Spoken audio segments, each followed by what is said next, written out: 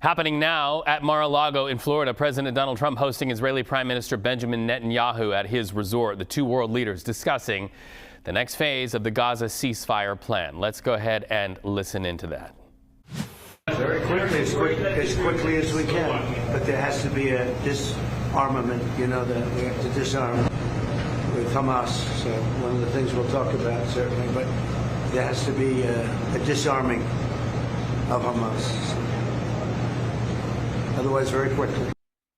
All right, so let's bring in the chair of the International Relations undergraduate program for Syracuse University, Osamah Khalil. So based on what you just heard, are we any closer to seeing the ability to go into phase 2 of that ceasefire agreement? I mean, ceasefire agreement part 1 meant all hostages released. There's still one that's being held in Gaza somewhere. And part 2, Hamas, the terror group, has to disarm. How do you get that bridge over to phase 2 if those two parts are not honored? Well, there's another aspect that's being missed here, which is that humanitarian assistance has to be allowed in. And the Israelis have not allowed humanitarian assistance in the capacity that's needed. So I think it's important to remember at this point that we're still seeing Israel's occupying about 50% of Gaza. We're still having a large death count. Some 400 Palestinians have been killed since the ceasefire was put in place. The yellow line that Israel, quote unquote, has imposed on Gaza, where its forces are and where the ceasefire is supposed to be held, is very flexible. And so you have Palestinians being killed by Israeli forces. And again, humanitarian aid is not getting in. And the UN is warning about that because you've had constant storms that have been battering Gaza and battering the broader region. And so you have people who are exposed. You have a large number of Palestinians who are displaced, who are exposed to the elements and can't get food, can't get the supplies or shelter. At the same time, I think we're still not very close to phase 2 coming into place. Hamas is unlikely to disarm willingly, and Israel's not going to be able to disarm them. Part of the phase 2 plan is this idea that you're going to put in an international stabilization force, but the United States has not been able to convince any countries to join this force, in part because they don't want to be seen as yet another occupying force like Israel, nor do they believe they're going to be able to disarm Hamas forcefully. Israel's had 2.5 years to try and, if not more, to try and disarm Hamas, and it has been unable to do so. So this becomes very difficult, especially with continuing to prevent aid from coming in, and the aid that's supposed to be part of this ceasefire, the initial ceasefire agreement. The fact that it's being prevented is just leading to even a larger number of deaths and disease and wounded.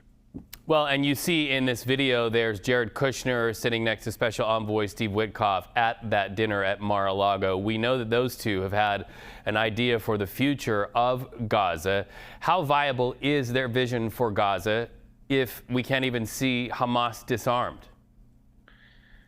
Well, I think we could challenge that vision. There have been other visions proposed like this.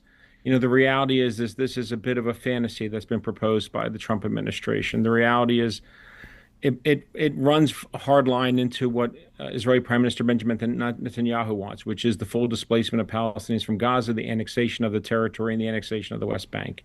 This is something that Netanyahu has been very clear about, and his right-wing government have been very clear about what they're looking for. So this really runs into opposition with this plan that's been proposed, which is unrealistic. The reality is what needs to happen, and should have happened already, is humanitarian aid needs to get in. Reconstruction and rebuilding needs to begin immediately. And instead of looking at this idea that you're going to create a Singapore in Gaza, most Palestinians really just want to go back to their homes. They want their homes rebuilt that they had. They don't need high-rise luxury condos that were being proposed, or casinos, or whatever other fantasy idea that Steve Witkoff and Jared Kushner have. Palestinians just want to go back to their homes, and they want to resume their lives. And what they want is an independent Palestinian state, which Israeli Prime Minister Benjamin Netanyahu is completely opposed to. And it's not part of this peace plan. We've come back again and again to this issue of what does the end state look like? And unless you can give Palestinians their own sovereign territory, this conflict will not end. Well, Palestinians, we do know that so many of them have been on television, streaming online, saying they just want to go back to their homes, but they live under the constant influence, threat, thumb of Hamas. So it seems to me that that is the central issue, to get Hamas rooted out and disarmed. And then, of course, the future and rebuilding can happen. But then the question is, rebuilding for who? Give our viewers a sense of just how many Palestinians we're talking about in Gaza. Well, we're looking at pre-war 2.5 million. We're living in Gaza, right? And so we're still, the dead are still being identified under the rubble that's still from this massive bombing campaign of 2.5 years almost by Israel. The reality here is that, Hamas is a political party with a military wing. The United States considers it a terrorist organization, but Palestinians do not. And many across the broader Middle East do not consider Hamas to be a terrorist organization. So there has to be a way to include Hamas in the same way that you're negotiating with them on a ceasefire, to include them in a broader peace deal.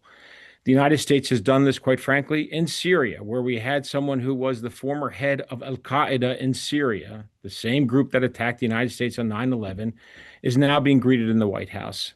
So if the United States can sit down with al-Qaeda or the Taliban in Afghanistan, it can certainly sit down with Hamas. And Hamas can be part of any kind of broader peace agreement. The other thing to keep in mind is Hamas is organic to the Palestinian territories. It has been there for decades. Its leadership comes from Gaza. It comes from the West Bank. You're going to have to find a way to work with them and live with them in the same way the United States has with the Taliban and with Hezbollah, even though it doesn't want to, and of course Al-Qaeda. So the other factor here is this. You have 2.5 million Palestinians, and a large number of which have been killed, well beyond the 70,000 that are on the official death toll. Trying to get the country rebuilt, in which at least 70% of the territory has been destroyed by bombing, is going to be a gargantuan effort. We're talking about billions of dollars in reconstruction. But you're not going to be able to do it with fantasy plans and pretending that you're somehow going to be able to disarm this group without going door to door and fighting them, which Israelis are not going to be able to do. They haven't demonstrated they can do it in over 2.5 years. So this is not going to happen. Counterpoint to much of what we will hear out of Mar-a-Lago today. Thank you so much for your time. My pleasure.